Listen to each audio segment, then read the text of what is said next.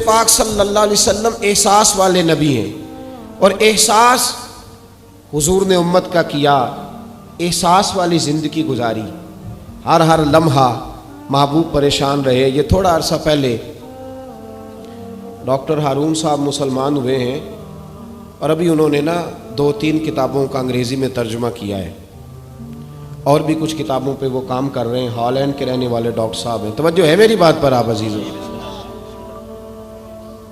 Doctor صاحب کہتے ہیں کہ میں نے یہ سنا تھا کہ مسلمان دہشت گرد ہیں، یہ بم بلاسٹ کرتے ہیں۔ تو میں جہاں لفظ اسلام آتا تھا وہاں سے میں تھوڑا بچ جاتا تھا، پیچھے ہٹ جاتا تھا، لیکن میرے مزاج کے اندر یہ بات شامل تھی کہ میرے اندر اللہ نے بڑا انسانیت کا جذبہ رکھا ہوا تھا۔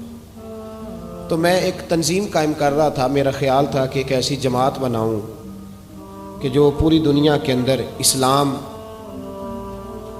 توجہ ہے میرے عزیزوں کی، کہتے میرا خیال تھا ایسی جماعت قائم کروں کہ جو پوری دنیا میں لوگوں کی خدمت کرے اور بغیر امتیاز کے کرے، اسلام والوں کی بھی اور غیر مسلموں کی بھی۔ لیکن مجھے بڑا دھچکا رہتا تھا کہ مسلمان سخت گیر قوم ہے۔ میں نے بہت ساری جماعتوں کا منشور اور دستور منگایا، اور میں نے کہا میں اپنی جماعت کا دستور لکھوں گا تو پہلے ذرا سارا میں مطالعہ کر لوں۔ ڈاکٹروں کا ٹیبل ہوتا ہے، اس کے اوپر شیشہ لگا ہوتا ہے، نیچے وہ جو چیز ضروری ہوتی ہے وہ رکھ لیتے۔ کہتے ہیں کہ مصر کے مولانا صاحب آئے ہوئے تھے ہالینڈ کے دورے پر، اچھی انگریزی جانتے تھے، تو کسی وجہ سے علیل ہو گئے۔ میرے پاس وہ آئے اور انہوں نے دیکھا کہ میں انسانی حقوق پر کچھ لکھ رہا ہوں، کام کر رہا ہوں، تو وہ دیکھ کر کے مجھے کہنے لگے کہ ڈاکٹر صاحب آپ کوئی تنظیم قائم کر رہے ہیں؟ میں نے کہا ہاں۔ تو کہتے انہوں نے ہلکا سا ٹچ دیا، زور نہیں دیا، اور ویسے بھی جو ہلکی بات ہوتی ہے وہ ذرا دل میں جلدی بیٹھ جاتی ہے۔ کہتے ہیں ہلکا سا ٹچ دیا، کہنے لگے اگر کبھی موقع ملے تو میرے نبی پاک کی بھی سیرت پڑھ کے دیکھیں، بس ہلکی سی بات، اور وہ جملہ چھوڑ گئے۔ اعلیٰ حضرت فاضل بریلوی علیہ رحمہ نے لکھا ہے ضروری نہیں کہ تم جو کہہ رہے ہو وہ منوا کے اٹھو، لیکن میسج ضرور چھوڑ دیا کرو۔ جب انسان کے ذہن میں بات ہوتی ہے یہاں سٹاک ہوتا ہے جب بات کا، تو جب وہ کام کرنے لگتا ہے تو ایک دفعہ وہ بات سامنے ضرور آتی ہے۔ کہہ دیا کرو۔ انہوں نے کہہ دیا کہ ڈاکٹر صاحب ایک دفعہ حضور کی سیرت بھی پڑھ لیں۔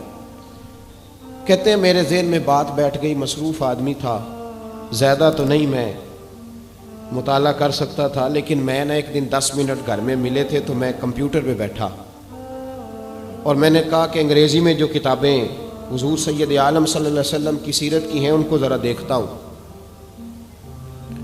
تو فرماتے ہیں کہ میں نے نیٹ پہ سرچ کیا، پہلی حدیث آئی اور میں کلمہ پڑھ کے مسلمان ہو گیا۔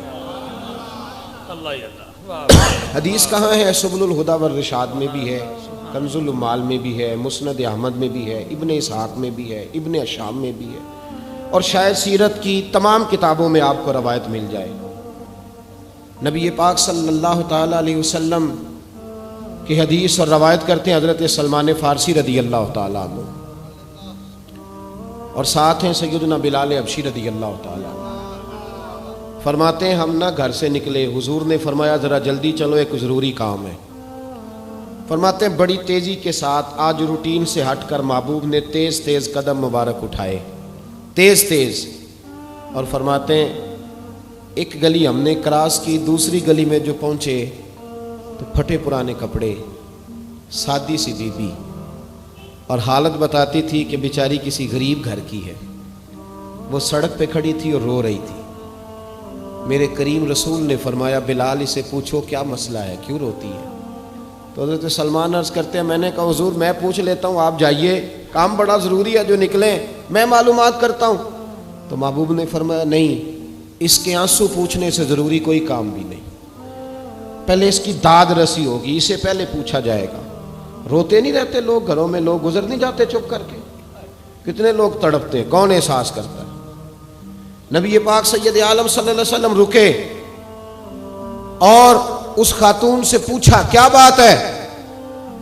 اس نے کہا کہ بات کوئی بھی نہیں، میرا ایک ہی موٹا سا مسئلہ ہے۔ کہا وہ کیا؟ کہنے لگی میں غریب ہوں، اور غریبی بذات خود بہت بڑا گناہ ہوتی ہے، لوگ بڑا جرم سمجھتے ہیں اس کو، بذات خود میں نے شروع میں کہا نا کہ مذہبی سٹیج کی بھی صدارت غریب آدمی نہیں کر سکتا، کیونکہ غریب جو ہوا جہد کول دتھی ہونی انہیں نیڑے بہنا ہے نا جی، جہد کول نہیں انہیں تو پیچھے جا کے بہنا اینڈ تے کول کہڑا دتھی ہے۔ اس سٹیج پہ بھی غریب آدمی کی صدارت نہیں ممکن ہو ہی نہیں سکتا۔ میرے رسول پاک سید عالم صلی اللہ تعالی علیہ وآلہ وسلم نے فرمایا پہلے اسے پوچھو کیا مسئلہ ہے۔ تو کہنے لگی میں غریب ہوں، بوڑھی ہو گئی ہوں، ساری زندگی غلامی میں گزاری ہے، تیل لینے آئی تھی 5 دینار کا، بوتل میں تیل بھروایا ہے، اور اب بوڑھی ہوں نا تو کمر درد کرتی ہے، پیر پیچھے موڑا ہے تو میں گری ہوں، تیل زمین پی گئی ہے، اب زمین تو واپس نہیں کرتی، لیکن واپس جاؤں گی تو ایک یہودی عورت کی ملازمہ ہوں، وہ درے سے مارے گی، کھال ادھیڑ دے گی، میں بڑی پریشان ہوں، اب نہیں مار کھائی جاتی، ہڈیاں بوڑھی ہیں، قربان جاؤں۔ حضرت بلال کو حضور نے حکم دیا، فرمایا دوڑ کے گھر جا 5 دینار لا۔ فرماتے ہیں 5 دینار لائے، تیل خرید کے دیا، وہ پھر رونے لگی۔ فرمایا آپ کیوں روتی ہے؟ اس نے کہا بتایا نا غریب ہوں، غریب کا جرم کوئی نہیں ہوتا، لیکن پیس دیا جاتا ہے، پھر بھی مار تو اب بھی پڑے گی، اب کیوں پڑے گی؟ تو عرض کرنے لگی محبوبہ مار اس لیے پڑے گی کہ دیر سے کیوں آئی ہے۔ تو میرے کریم رسول اور وہ بی بی حضور ابھی آئے ہیں مدینہ طیبہ، امام یوسف صالحی فرماتے ہیں ابھی آئے تھے حضور، سبل الہدی والرشاد کے مصنف کہتے ہیں ابھی آئے تھے نبی پاک، وہ جانتی بھی نہیں تھی۔ تو سید عالم صلی اللہ تعالی علیہ وسلم نے فرمایا اچھا مار پڑے گی؟ کہا ہاں۔